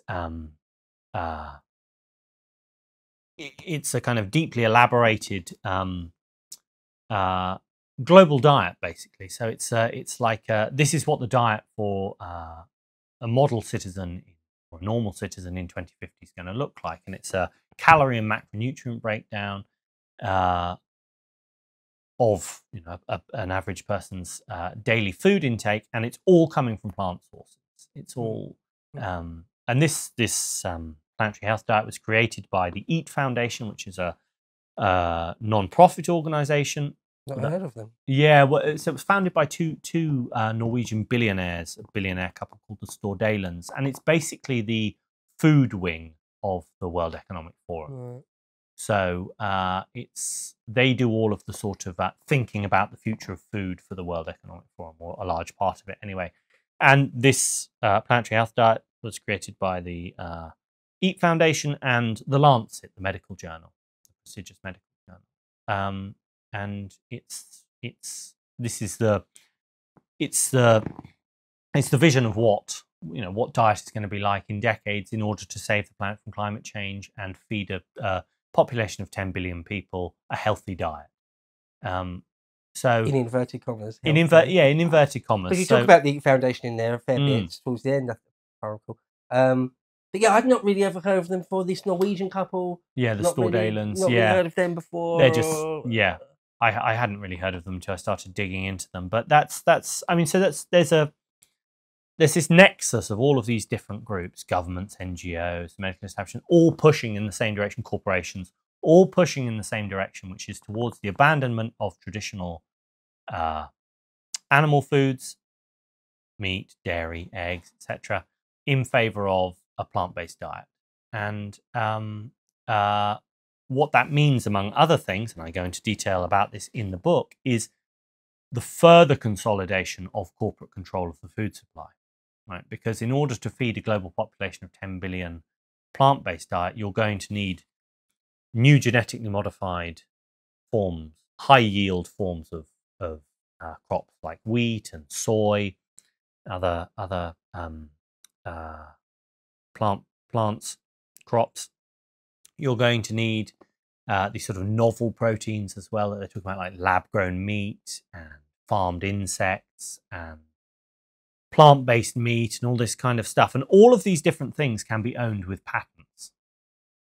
So that's where the control comes in, and that's actually why why corporations are totally on board with this, including giant meat and dairy companies, companies that broke their teeth in meat and dairy, that you would think would resist the move to a global plant-based diet with tooth and claw. That they would be fighting till the bitter end to prevent this kind of thing happening. Well, they're not. Tyson Foods, which is an enormous, mega food player in the US, has rebranded itself as the Protein Company. So they've trademarked the Protein Company as their kind of slogan, rather than being a meat company or a dairy company, as they once were. They're a protein company. They're a macronutrient company, because what they're banking on is they're banking on a near future where actually animal foods are scarce. It's hard to it's unaffordable to eat meat, dairy, and eggs on a regular basis. So people are forced to consume these alternative proteins, plant-based meat, soy, etc. So these corporations are all in on this, and they're reconfiguring their operations and refocusing for a time when actually there won't really be a substantial choice. You won't really, unless you have a lot of money, you won't really be able to eat animal products. You're evil. There's a couple of things though. One, just a sort of a broad, very broad point about power is that somebody like Putin certainly doesn't answer to the West. No. Someone like that Winnie the Pooh fella in Beijing, he doesn't necessarily have to do what Tyson Foods wants him to do. No. So I mean that's just that's just an interesting point that it might just be foisted upon the West perhaps first. Yes. Oh yeah. I mean, I think it will be. I mean, I don't think. Also, I think it's worth saying, I don't think that Klaus Schwab runs the world. No. You said that in the because some people do, and that's how people talk about him. They talk about him as a kind of Emperor Palpatine type figure, and the World Economic Forum as a shadow government. I don't think it's that at all. No, I don't think he's that either. It's a nexus of elite interests. Yeah. global elites don't go to Davos for no reason. They go there for a reason. They do. And they broadcast their intentions, and they broadcast their ideas and plans for the future. But I don't think that there's some shadowy organisation running the world. But I do think, nevertheless, there is very clearly, in some form, a plan to deprive people of animal products and justify it in the name of saving the planet, in the name of saving the planet from climate change. That leads me on to my next question then, is why? Mm. I mean, many people have said, well, it's to sort of make us physically weak, perhaps even feeble of mind and things. I mean, I can buy that. I'm not entirely sure if I do, but certainly can or could buy that. What ultimately would be the purpose of making us all eat plant-based food? Is it just to weaken us? I think certainly from the perspective, I think that corporations are all in on it, like I say, because it offers them an even greater degree of control. They can break more ownership envelopes. So, you can own cattle in a certain way, but you can own a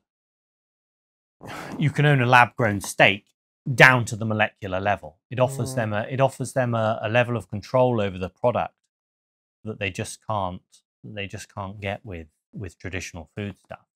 I do think that that's that. Why would they want that necessarily? Is it just? I think that's just the megalomania. I think it's just the internal logic of capitalism and commerce. I think it's just these companies want to make more money, and so they're on board with schemes that allow them to. More than power. I mean, money is power, and control of the food supply is power, and actually, we would do well to recognise that. We would do well to recognise that actually we are governed not only by our governments but also by these corporations that control the food supply. They determine our health and all sorts of other things besides, and the sort of course of our lives. And actually, maybe if we realise that, we might be more willing to do something about it. But I mean, I do think, and I say in the book, that being on a plant-based diet, for example, as a man, will make you less masculine. It will make you lower your testosterone levels. It will make you less rowdy. It will make you easier. It will make you easier to control. And that's exactly why I start the book with the Plato quote, the section from Plato where he talks about the value of plant-based diets, of a vegetarian diet, as a form of social control. He actually says it makes men less spirited. It makes men want less. It makes men less competitive. In particular, that's one thing he says. Men who are on vegetarian diets don't want to go to war with one another. They don't want to conquer land. They don't. They're happy with their lot. He actually says that. These people will be content with their lot and fearful if they're on a plant-based diet. So, I mean, I try to avoid conspiracizing in the book and just stick to the facts. And to the fact, the indisputable fact that this plant-based agenda exists, and it is being advanced by governments, NGOs, corporations, medical establishments, scientists, etc. That's beyond doubt. That's beyond doubt. If you go to your doctor today and say, "What diet should I eat?" I've been eating X, Y, Z. He or she will say, "You should be eating a plant-based diet. You should be, reducing your consumption of meat. You should be," and that's exactly what Robert Downey Jr. will tell you. That's exactly what corporations will tell you. That's exactly what the medical establishment and newspapers will tell you, and it's what the UN will tell you, and it's what activists like Greta Thunberg will tell you, and it's what governments will tell you. And so, and it's bunkum. It is, yeah, it is bunkum. Yeah, it is bunkum. It's bad. It's bad science, and it is serving an ideological and political agenda. And I think it's hard not to talk about the climate change agenda and talk about control. I mean, it's hard not to think that actually, this is just about the climate. This is about other stuff as well, or even other stuff primarily. I mean, obviously there are true believers. There are people who but it's used in a very cynical way to bolster power and for a variety of other different reasons. well. I mean, So I appreciate you say you don't necessarily want to, and I don't want to force you. Of course, the last thing I'd want to do. You don't really want to talk about sort of the conspiratorial side of things. But here at Lotus Eaters, we don't usually shy away from this sort of thing. Dan doesn't think we landed on the moon, for example. I've explicitly said I think Adam Dulles at the CIA murdered JFK. So, I mean, but I can't get away from the question of why, though. Like, other than, okay, some corporations become more powerful and richer. But the idea of why you would, really, why would you want people to be less healthy? Why would, I just can't get away from that nagging question. The idea, this dystopian future that you all live in a pod and you eat bugs and you'll like it and all that sort of thing. Why, though? Why would they? Why is that the future vision that apparently has been dreamt up for us? To what end? I mean, To what end? I suppose it depends on your view of government, whether you think the end of government is for the benefit, the good of the people, or not. And I mean, I'm increasingly convinced, certainly by the events of the last 4 years, the pandemic, that isn't the end of government at all. And I think a lot of people are also convinced of that too. I would agree with you, but but yes, so in the pod with the bugs, how does that? I don't necessarily see how those two. Yeah, I know. Well, I mean, I don't think it. Like I say, I don't think it makes sense if you even cling to a vestige of the notion that governments actually just want to do what's right for us and want us to flourish in particular. How is it in their interest that we end up a childlike weaklings in a pod? How is that in anyone's interest? Well, I mean, certainly just because we're controlled. I think so. Yeah. I think that's probably reason. I think that's probably reason enough. Maybe. Yeah. I mean, maybe. Okay, so what can we do? Because time is marching on, unfortunately. So last big topic I'd love to talk to you about. What necessarily can we do?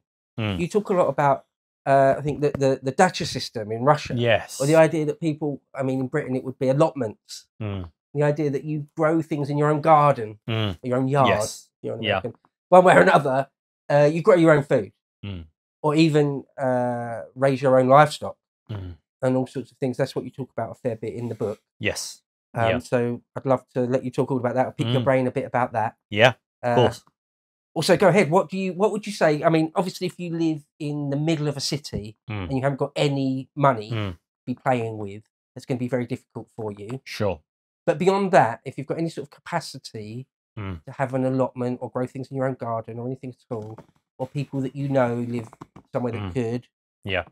I mean, what would you advise? What would you say to people? So the Eggs Benedict option of the title is my answer to the plant-based agenda and the growth of corporate control over the food supply. So this is the sort of pushback that I envisage, and it's kind of twofold. So one part of it is reform of the industrial food system and of the way that agriculture is practiced, priorities of the agricultural system, overproduction of corn in the US, all that kind of stuff, moves to use regenerative methods in farming, give back to the land. So that's on the sort of broader scale, the industrial system. But then there's a kind of individual response or a smaller scale response that I think could potentially work. And I draw on the example of Russia, of the Russian household gardening system, which is basically a peasant form of agriculture. So in Russia, then the peasant mode of agriculture has persisted for 1,000 years. So, you've still got ordinary people producing significant quantities of food in their own gardens. And that includes people in the urban areas as well. So Russia is 2/3 urban now. Russia is an urban nation, right? But people from the cities still go out into the countryside at the weekends and during the week, during the growing season, and grow food for themselves. And they keep chickens, all that sort of stuff as well. So Russia is an example of a modern industrial nation where you have a modern industrial food supply and also local small-scale production of food by ordinary people as well. And they produce... I mean, I relied on a PhD dissertation about the Russian household gardening system for my account of the practice and its benefits. And it was written in sort of like 2008, I think. But the chap who wrote it goes into great detail about the benefits of the system, about the outputs of the system as well. And he gives these amazing statistics. It's something like 50% of Russia's agricultural output by value is produced by people in their own gardens. Remarkable, isn't it? Yeah, it's remarkable. I found that remarkable. Yeah, and yeah, it's true. And so that shows that actually, and they spend something like 17 hours a week in their gardens during the growing season, which is 4 months in Russia, right? Which isn't inconsiderable, but it's not crazy though either, is it? No, exactly. And I cite statistics that suggest that Americans spend 32 hours a week in front of the television on average. So we've got the time, we've got the space too. The area of private lawns in the US is greater than the area under cultivation by household gardeners in Russia. So if you wanted to implement a system like that in the US, you could. And then you've got, these historical examples, the Back to the Land drives that took place during World War II and World War One. Dig for Victory. Dig for Victory, yeah. When I was reading it. Yeah, exactly. So that kind of thing has been done before in the West. People have returned to the land to produce food in service of a great national effort, the war, World War One, World War Two, etc. So I mean, I think it's quite optimistic. It's definitely optimistic to suggest that people might start producing, on a large scale, food to feed themselves. But I mean, it does work in Russia. It has worked in Russia, and I do think that we need to think differently about the way that food is produced, and because it's very clear that corporate control of the food supply has not been to our benefit, and the alternative is not having corporations controlling the food supply to the extent that they do. Well, okay, well, who's going to produce the food then? And maybe you could just have a return to sort of small scale farming. But I think it's good to have a food supply that operates on different levels as well. That's another part of my argument, that it's good to have multiple systems in place so that if you have problems with one, then the other can pick up the slack. And actually, when the Soviet Union collapsed in 1990, then the industrial food system collapsed as well. The industrial agricultural system really sort of collapsed, and there wasn't mass starvation. There wasn't mass starvation, and that was because people were producing their own food. And it's something, I mean, another statistic, something like 90% of all potatoes consumed in Russia are produced in gardens. Is that right? Yeah. And so, but it's also things like milk and eggs and some meat and and honey and other things like that. So it's a very, very interesting system, and I think it's. I mean, I'm trying to be provocative in the book. I was trying to be provocative by comparing the Great Reset and the plant-based agenda to the agricultural revolution, and I'm also trying to be provocative by saying, maybe we should look to Russia for some ideas, especially in 2024 when Russia is not the most popular nation on earth. But I don't mind them. No, I don't. If someone said you had to go and live in DC, Moscow or Beijing, I'd probably pick Moscow. Yeah. I'm perfectly honest. Yeah. Don't care who knows that. But yeah, not that I'm pro-Putin. When if you say anything even remotely positive about Russia, you're a stooge of the Kremlin. You must of course. Be. Anyway, I reject all that nonsense. But I think people probably more people should have an allotment. Yeah. In Britain, in modern Britain, or even use their gardens. I mean, you can grow a surprisingly large amount of food even in a modest garden. And the gardens that these Russian household gardeners maintain are for the most part modest. They're not, it's not an acre garden. It's not even half an acre. I mean, the average size is small. The average size is pretty small, but they work them in a very productive manner using permaculture methods and time-honored small-scale production methods like companion planting, where you plant different kinds of plants together that complement each other in various different ways, and that leads to a higher yield, and you don't have to use pesticides and all that kind of stuff. So it's organic as well.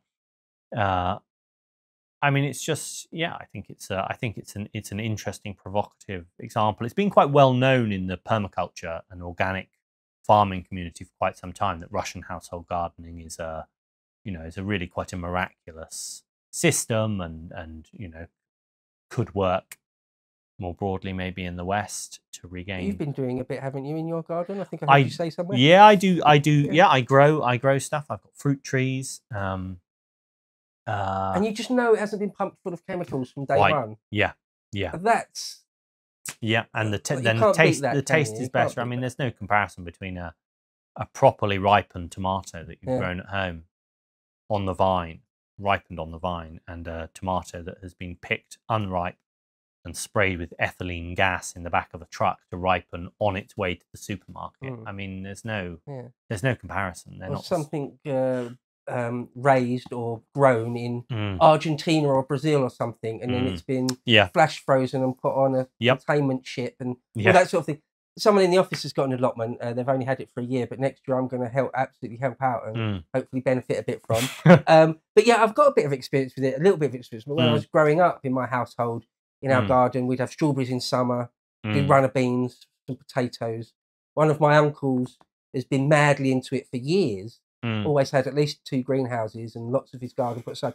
And it's absolutely, I think what's absolutely surprising, what I think probably most people who don't know anything about it might not realise, is that you don't need a fantastic amount of space. No, you really don't. He'll have, I don't know, a couple of dozen square metres, and he'll get tons, sorry, not literally tons. He'll just get loads of food out of that. And it might take actually years, maybe even half a lifetime, to know exactly what you're doing, exactly what to plant and when, so it all complements each other, and you make the best of the cycle. And that will take a long time, sort of institutional experience to work all that out and be very good at that. Nonetheless, you don't need a whole field. No, you absolutely don't. You don't need a farm. Right. You don't need a farm. So yeah, so that's the message, I think, of the Russian example, is that actually you can produce a lot of really high quality food at home, and it will be of benefit to your health. It will be of benefit to your life. I mean, there's a pleasure to it as well, and there are social benefits to it. Sense of, I mean, certainly in these sort of Russian communities where they do it, then there is a sense of community because people, first of all, they use their household gardens, their plots for entertaining. They also exchange and barter goods and all that kind of stuff. And because the worry is, do you think, the honest to God, proper down to earth, real life fear is that one day or over the course of a few weeks or months, for whatever reason, Tesco's and Sainsbury's and Asda and Aldi stop. You can't get food there anymore. Yeah. And then for millions of people, maybe the majority of people, they're done. Once their cans, anything they might have got in their cupboards, anything they might have stockpiled, a few cans, once they're gone, you then die of starvation on the floor of your home, just like millions of Chinese people did during the Great Leap Forward. Well, we saw. I mean, we saw intimations of that during the pandemic, of course. Supply chain disruption, shortages. I mean, it was worse, I think, in the US than it was here. And you saw. I can remember watching a news report about the fact that significant numbers of Americans had taken up hunting again and were going out into the forest to get meat. We can't do that in Britain. No, not that many badgers, right? No, exactly. Squirrels, but yeah, I mean, I mean, if the book does anything, I hope it raises people's awareness of food as a political issue, that it's a genuine political issue, and that it's not something that we should take for granted. We shouldn't take this plenty for granted. We shouldn't take our access to any type of food we desire for granted. Because personally, I think we're going to see a time in the near future potentially where actually our freedom of choice is curtailed severely, and we've been warned, and we have a chance to do something about it. And I mean, that's the other thing. That's the other takeaway, is that if we want to do anything about it, there's going to have to be some kind of political response. So Ron DeSantis, Florida governor, he banned lab-grown meat in Florida recently, and so you're not allowed to buy it. You're not allowed to sell it. You're not allowed to produce it. You can go to jail if you do for 60 days. And all the free marketeers were up in arms about it, saying, "Oh, you can't do this. Let the product die on the on its merits within the market. But the problem is that the plant-based agenda, not a fair market. It's not a fair market. It has it is a political agenda. It's not about consumer choice, because people don't want to become vegan. People don't want to become vegetarian. We know that. I mean, it's a small proportion of the population. Like 3% of people in Europe, I think, are vegan. Whole of Europe, 3%, right? No, otherwise people don't buy plant-based meat. People don't buy soy and alternatives to meat. They want meat. So it's very, very clear that consumers don't buy the plant-based agenda, but it's still happening, and it's still going to happen, because it has the backing of governments and corporations and NGOs and the medical establishment and the media. So we can't buy our way out of it. Just continuing to buy meat and eggs and dairy isn't going to prevent carbon taxes on on meat and other polluting products. It's not going to stop governments. It's not going to stop inflation. It's not going to stop artificial scarcity. It's not going to stop all of the myriad different ways. I think they're going to make it harder and harder for us to consume the animal products we love. It's not like necessarily one day you wake up over a period of. They're not going to ban meat. That's what I would say. They'll just make it insanely expensive. Yeah. Right. Yeah, and they can do that in a variety of ways. They can. I mean, I talk about this in the book. There was an article in the New York Times. Yeah, I think it was a New York Times op-ed in 2022, in the summer of 2022, and it said that the headline was, "You want to buy meat in this economy," and the article was about basically how inflation is great. So inflation was really biting in the summer of 2022, pandemic, and then you get this intellectual writing a piece saying, actually, inflation is great because we want people to stop eating meat anyway, because we've got to save the planet. So let's lean into inflation. Inflation could drive welcome. Yeah, inflation will drive welcome dietary change, whether Americans want it or not, and inflation should be encouraged. So yes, I mean it's not about what people really want. It's about enforcing the agenda. Making the agenda come true, and you can do that with inflation. You can do it with artificial scarcity. You can buy up farmland and put it to alternative uses. I mean, that's something that Bill Gates has done. Bill Gates, I think, is the largest private owner of farmland in the US now, and he's converted hundreds of thousands of acres from animal agriculture to growing things like soy, I think. And you can take agricultural land out of the market and just sell it for real estate. But what you do is you drive the price of animal products up, and you make it harder and harder for people to buy them. And then one day you're going to the supermarket and you're not buying normal beef burgers, you're buying plant-based burgers instead, because they're affordable and you want a burger even if it doesn't really taste like a burger. It'll be a sad day indeed when I can't afford chorizo anymore. I love chorizo. One of the worries is you might have saw recently, or not recently actually, it was a while ago, but they made it in Britain anyway, illegal for you to, you're not supposed to, I think people still do, use wood to fire your, like an Arga, or if you've just got an open fireplace, they don't really want you to, and they pass some laws to try and stop that. So the worry for me is that people start an allotment, or they start growing in their garden, and then the authoritarian commie government says they just pass law saying that's illegal, you can't do that. I think I heard you say somewhere, one of your interviews, saying that a farmer you knew or had spoken to said, everything I want to do is becoming illegal. Oh, that's actually the title of a collection of essays by Joel Salatin, who is a famous regenerative farmer. He's been on Joe Rogan. So yeah, everything I want to do is illegal, and it's be a farmer, self-sustaining person. Yeah, well, it's a collection of essays about how every single thing he wants to do as a small farmer, the sort of things you would expect a small farmer to be able to do, things like slaughtering his own chickens, selling raw milk, he just can't do. And big conglomerates can do these things, of course. You want to slaughter chickens, and you're a conglomerate, you buy or build a slaughterhouse, right? But the small farmer, he's hamstrung because he has to jump through all of these hoops. He has to pay money, has to abide by regulations that are just so punitive and so stupid that actually it's not worth doing it. And that's why a lot of people get out of farming, small farmers, because it's not worth doing it. And yeah, it is a fear that, yes, you're growing stuff at home, you keep a small flock of chickens, let's say, for some eggs, and then the government brings in some new regulation about bird flu. For your own safety, probably. For your own safety, and then or orders a cull of birds, and then sorry, you've not got any chickens and you've not got any eggs anymore. I suppose the last point I wanted to make, if you could, we'll finish on that, if that's okay. Of course. I didn't realise how quickly the time's gone.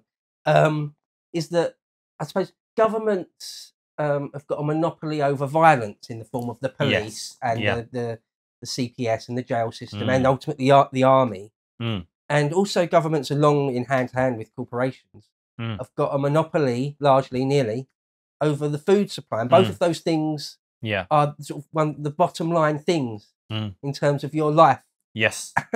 Yeah. Your life. Yeah. And so it is worth I think it is definitely worth thinking about what could or might happen if those food suppliers, whether deliberately or not, are we're denied of a surplus, essentially. I think you phrased it as like a manufactured scarcity. Yeah, I think you said artificial scarcity. Yeah. I think that was a very, very succinct kind of phrase. I will probably see that in our lifetimes. Like I say, we've seen intimations of it with the COVID pandemic, but people have stuck their heads back in the sand. I think people pretend that it didn't even happen. Denial. Yeah, there's a it's denial amazing. About it. Do you think one last thing has just popped into my mind? Sure. I've thought about it before, but it's just re-popped into my mind. The vision of allotments with chicken wire and razor wire around them. Yeah. Because they're suddenly the most important places there are. Like you need to guard your allotment because it's a matter of life and death. Yeah. Do you think something like that might be in our future? A bit dystopian, but well, I mean, I think yes. I think if there's some kind of breakdown of society, then definitely. I mean,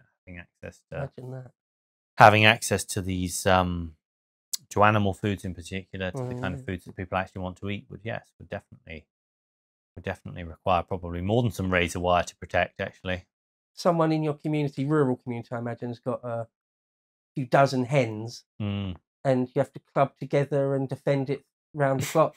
Yeah, like the good old days or the bad old days. Yeah. Right. Okay. Well, Charles, thank you very much for your time. I'll draw it to an end there. I've already taken Mickey a little bit, so thank you very, very much. It was an absolute pleasure. That time went by so quickly for me. I had 100 more things I could pick your brain about. Maybe next time when you come in, we can talk about the Reformation, if you don't mind. I would honestly love that. Yeah. So once again, thank you very much. It was a pleasure. Thank you. I hope you out there have liked that. So until next time, take care.